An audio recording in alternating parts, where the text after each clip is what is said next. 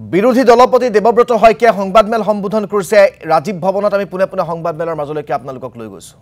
শ্ৰমিকৰ মজুৰি ৩৫১ টকা কৰা হ'ব বুলি তেখেতসকলে খুব তাৎক্ষণিকভাৱে কৰিম বুলি কৈছিল সেইখিনিও কৰা নহল আজি ৮ বছৰ হৈ যোৱাৰ পিছতো ঠিক তেনেকৈ যিটো আমাৰ ভাৰত বাংলাদেশ সীমান্তৰ কাইকিয়া তাৰৰ ব্যৱস্থা সেইখিনিও এতিয়ালৈকে সম্পূৰ্ণ কৰা হোৱা নাই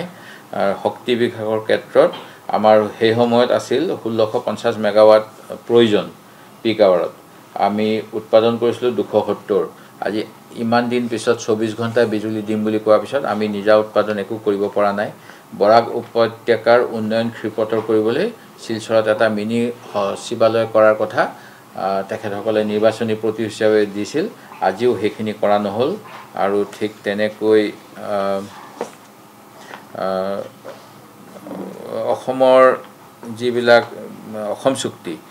চুক্তি আখৰে আখৰে ৰূপায়ণ কৰিম বুলি কৈছিল আপোনালোক সকলোৱে জানে জাতি মাটি ভেটি সুৰক্ষা কৰিম বুলি কৈছিল কিন্তু অসম চুক্তিৰ বিপৰীতে ২০১৪ চনৰ ৩১ ডিচেম্বৰলৈকে যিসকল বাংলাদেশী ভাৰতত প্ৰৱেশ কৰিব তেখেতসকলক নাগৰিকত্ব দিয়াৰ ব্যৱস্থা কৰি অসম চুক্তিক চূড়ান্ত অপমান আৰু অসমীয়া ৰাইজক প্ৰতাৰণা কৰিছে এই গোটেই কথাবিলাক মই ভাবো চৰকাৰে নিজৰ কেনেধৰণে তেখেতসকলে প্ৰতিশ্ৰুতি দিছিল এই কথাখিনি কিছু ৰোমন্থন কৰা উচিত আৰু মাতৃভাষাৰ বিদ্যালয়সমূহৰ ক্ষেত্ৰত যি দুৰৱস্থা তাৰ বাবে তেখেতসকলে মাতৃভাষাই আমাৰ ধ্ৰুপদী স্বীকৃতি পাইছে ধ্ৰুপদী ভাষাৰ কিন্তু স্কুলসমূহৰ যিবিলাক দুৰৱস্থা কেন্দ্ৰীয় চৰকাৰৰ পৰা বহুত পুঁজি অনা হয় কিন্তু একেটা কোঠাতে ৪টালৈকে শ্ৰেণী বা ৫টালৈকে শ্ৰেণী যেতিয়া পাঠদান হয়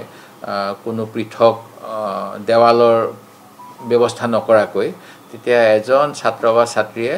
এখন কাণেদি যদি দ্বিতীয় শ্ৰেণীৰ কথাখিনি শুনে তেওঁ তৃতীয় শ্ৰেণীৰ অন্য এখন কাণেদি শুনিব লগা হয় চতুৰ্থ শ্ৰেণীজনে চতুৰ্থ শ্ৰেণী আৰু পঞ্চম শ্ৰেণী শুনিব লগা হয় এনে এটা পৰিৱেশত আমি যেতিয়া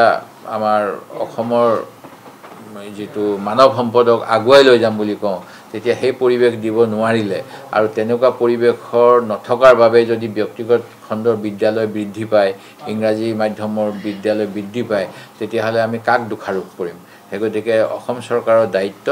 যে আমাৰ শিক্ষা ব্যৱস্থাটো গুণোৎসৱ তেখেতসকলে প্ৰতিবাৰে কৰে কিন্তু গুণোৎসৱত যিবিলাক আখুৱা পায় সেই আখুৱাবিলাক তেখেতসকলে দূৰ কৰাৰ বাবে পুঁজিৰ যোগান নধৰে সেইগতিকে মাত্ৰ কেইখনমান বিদ্যালয় খুব সুন্দৰভাৱে মাল্টিষ্টৰী বিল্ডিং কোটি কোটি টকা দি পেলাই কৰাৰ পৰিৱৰ্তে অসমৰ প্ৰাথমিক ক্ষেত্ৰৰ প্ৰতিখন বিদ্যালয়ৰ চাহিদা অনুসৰি শ্ৰেণীকোঠা আৰু শিক্ষকৰ যোগান ধৰিবলৈ মই অনুৰোধ জনাইছোঁ তেনেকৈ চাহ বাগান অঞ্চলত এটা কথা আছিল যে যিহেতু মাতৃভাষাত সকলোৱে পাব লাগে